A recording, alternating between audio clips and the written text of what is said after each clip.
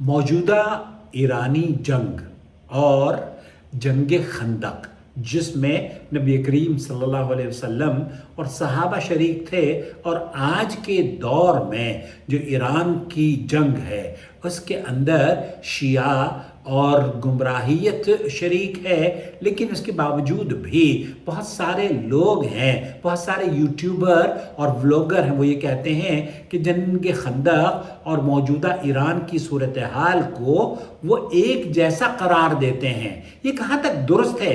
آئیے دیکھتے ہیں اور اس بات کا تھوڑا سا جائزہ لے کر آپ کی خدمت میں آپ کا بھائی محمد عاقل نور ٹی وی جدہ سے اس ویڈیو کے ذریعے سعادت حاصل کر رہا ہے۔ امید ہے کہ آپ بخیر ہوں گے۔ میں اس وقت دہلی میں ہوں، چھٹیاں گزار رہا ہوں۔ چھٹیاں کیا ہے، ہمارا تو کام آپ سے ملنا جلنا رہتا ہے روزانہ، اور وہ جدہ سے بھی ہوگا، یہاں سے بھی ہوگا۔ جب تک زندہ ہیں آپ سے ملاقات کرتے رہیں گے، جب تک زندہ ہیں دین کی خدمت کرتے رہیں گے، جب تک زندہ ہیں آپ کو قرآن و سنت کی صحیح فہم جو سعودی عرب کے مشائخ اور سلف علماء کا منہج ہے وہ بغیر کسی ناغہ کے روزانہ پیش کرتے رہیں گے۔ آپ کو بس اتنی سی گزارش ہے کہ ہمیں ویب سائٹ یا سبسکرائب کر لیجئے۔ شکریہ۔ اوکے، آج کل بہت سارے لوگ ہیں یہ بات کر رہے ہیں کہ جس طرح نبی کریم صلی اللہ علیہ وسلم کے زمانے میں جنگ خندق میں خندق کھودی گئی تھی، اسی طرح آج ایران کے گرد بھی دفاعی خندقیں یا رکاوٹیں موجود ہیں۔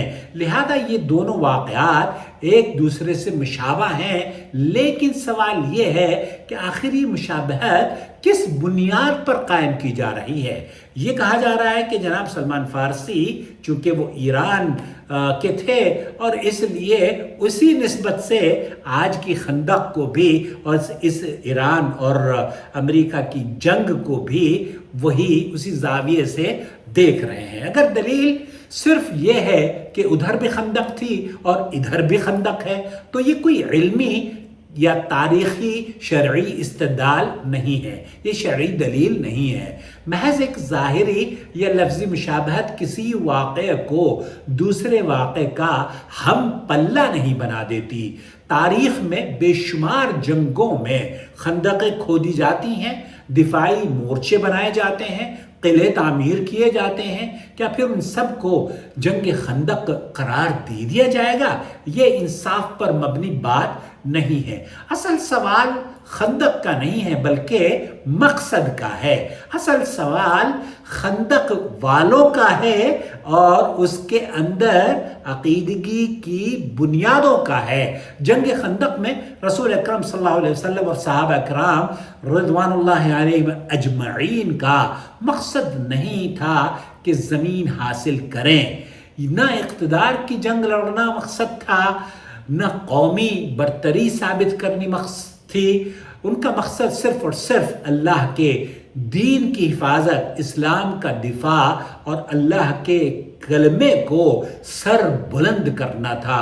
وَتَكُونَ كَلِمَةُ اللَّهِ هِيَ الْعُلْيَا، تاکہ اللہ کا کلمہ ہی سب سے بلند ہو۔ صحابہ رضوان اللہ علیہ مجمعین نے بھوک برداشت کی، سردی برداشت کری، خوف برداشت کیا، لیکن ان کے سامنے صرف ایک ہی مقصد تھا، اللہ کی رضا اور دین کی سر بلندی۔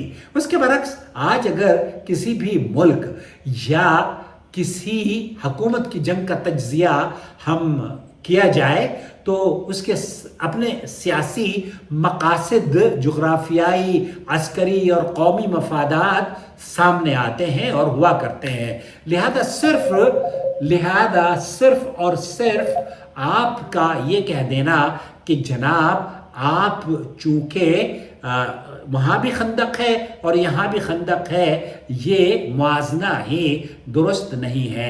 یہ بھی یاد رکھنا چاہیے کہ جنگ خندق ایک ایسی جنگ تھی جس میں قیادت رسول اکرم صلی اللہ علیہ وسلم فرما رہے تھے، لشکر میں صحابہ رضوان اللہ علیہ اجمعین تھے، قیادت وہ کر رہے تھے جو قرآن جن پر نازل ہوتا ہے حضرت جبریل علیہ السلام کے ذریعے۔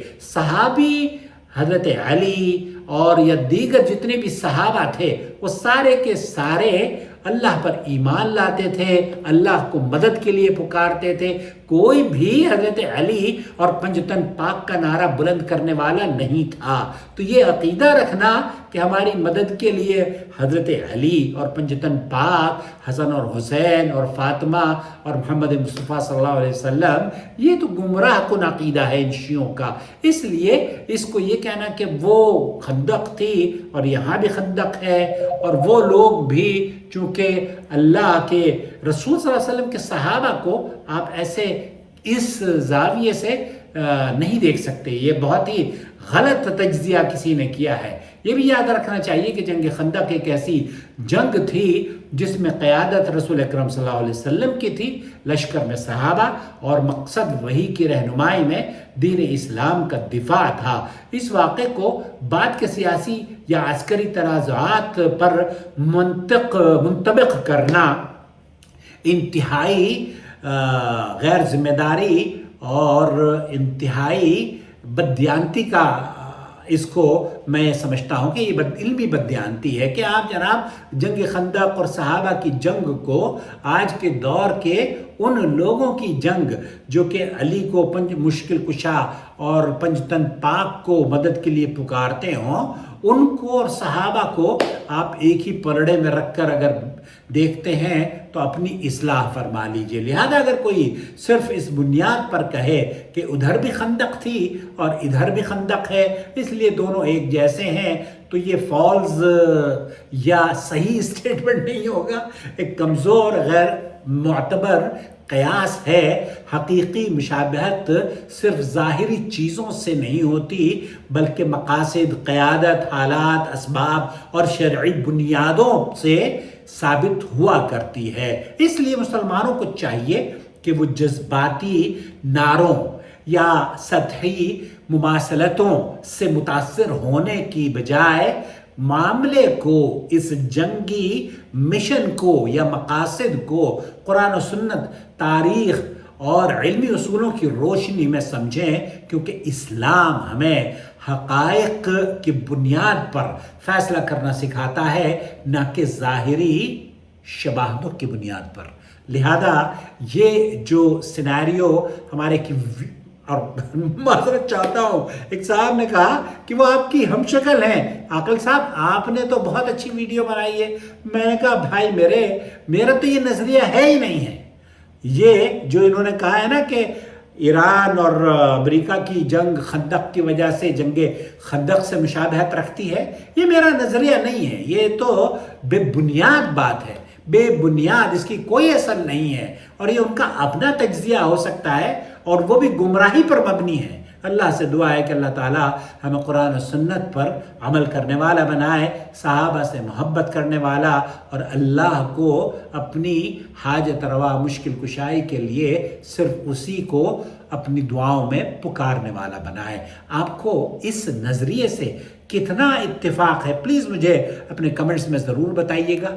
کیا صرف خندقوں کا ہونا مماثلت ہوا کرتی ہے جنگ احد سے یا جنگ خندق سے؟ نہیں میرے بھائی، آپ اپنی رائے سے چلیے، ہمیں نوازیے گا۔ آپ کیا سمجھتے ہیں اس بارے میں؟